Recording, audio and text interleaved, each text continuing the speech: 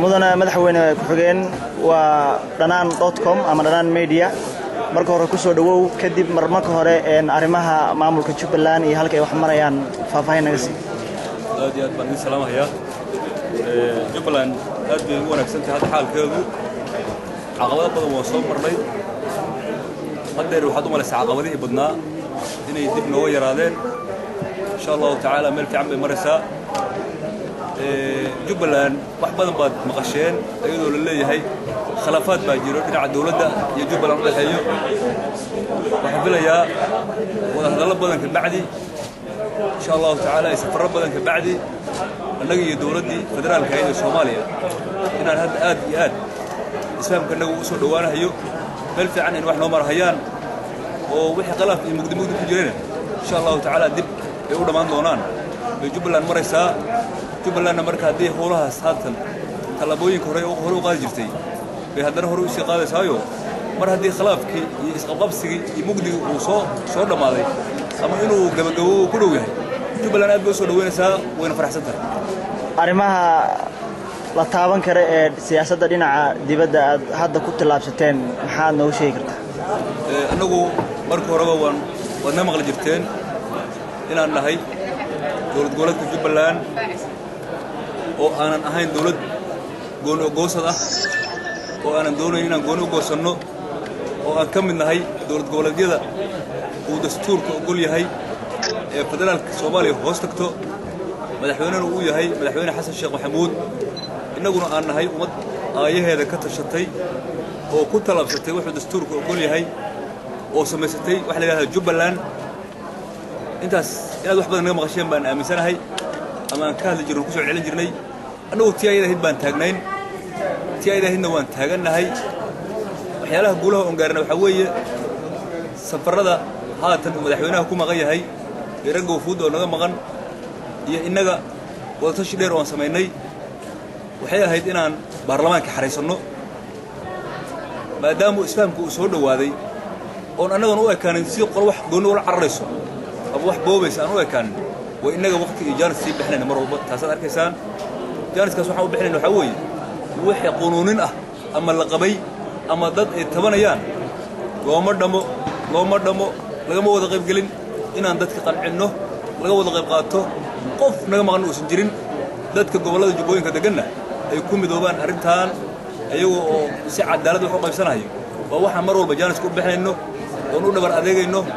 oo aan ugu dhursugayno waxa la yiraahdaa wixii naga maqan u dhameystir lahayn waqtiga aan bixinaad ka garan kartaan aad baa u maasantiin xarunta jaamacadda Kismaayo maanta kulan ayaad kula yeelateen ergooyinkii soo dhisay maamulka kulankaas muxuu ku saabsanaa waad arkayseen goobjoogna waad ka ahaydeen wax walba sharciyad baa la waafajiyaa waqti hore jiray oo kulan ka horeeyay aan ka codsanay ergooyinka inay muddo noo kordhiyaan si aan u sameeyno la tashi fara badan salaadiinta isimada ugaasiyada nabadoonnada waxgaradka hooyooyinka annagoo wada tashi la sameynayna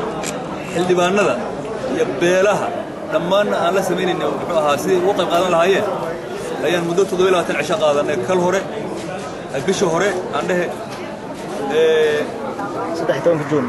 way naga dhamaatay oo maanta inoo wakayd kulankan maanta wuxuu ku saabsanaa si aan sharciyadan ay soo nooga dhicin inaan hadana dib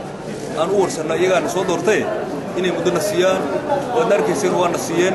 meel kasto joogan reer Jubbaland aad baan arkaas ugu mahadcelinaya waa markii labaad oo aad muddo kordhin aad dalbataan in la soo dhameystiro xubnaha ka dhiban maamulka Jubbaland maxay tahay caqabadayn hortaagan caqabadna hortaagan ma lahan ee annaga waxaan rabnaa in ummadda Soomaaliyeed meel kasto joogto oo reer Jubbaland ama ha ahaadaan ama Soomaali weyn ba ha ahaato wax naga daba qeylnahay iyadoo jirin oo aan xaq u leenahay inaan dawlad goboleedka naga dhigsano haddana dawladda federaalka ah jaanis aan siinayno iyo wada tashi aan la tashanayno oo wada hadal noo furmay oo bilowday iyo isqancin annaga iyo Ilaahay ku sunnata ogol yahay dawladda isku qancinayno iyo dawladaha dariska aan nahay sida dawladaha igadoo kale iyo wax loo wada dhan yahay oo la isku wada qancinayo way jaaniska aan bixinay caqabad hortaagan ma aha sidoo kale waxaan ugu maqaalaa in la kordhiyay tirada xildhibaanada baarlamaanka maamulka Jubbaland arintaas maxaad nooga sheegi kartaa baarlamaanka Jubbaland soo dastuurka naga qorahayo waxa ku qoran inuu ahaa 65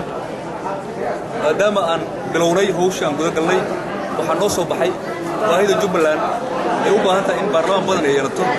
maadaama aan nahay dowlad goboleed dib u heshiisiineed oo aan ahayn dowlad goboleed maxaa la yiraahdaa ka bilowna maxaa la yiraahdaa meel oo fiican aan ka bilaabin oo aan ka bilownay maxaa la yiraahdaa dib u heshiisiin oo dowlad goboleed si dhismeed aan ahayn oo bilbilow aan nahay baahidii shacabka markaan aragnay baahida ummadda markaan aragnay baahida haweenka markaan aragnay baahidii dadka oo dhan markaan aragnay waxaan go'aansanay inaan 10 xubnood ka codsanno inay noo kordhiyaan ergada iyada sharciyadu lahayn inay kordhiyaan wayna noo kordhiyeen 10 xubnood si aan dadka oo dhan ama siiba haweenka aan u siino wax la yiraahdo muhiimadda koowaad waa ma santahay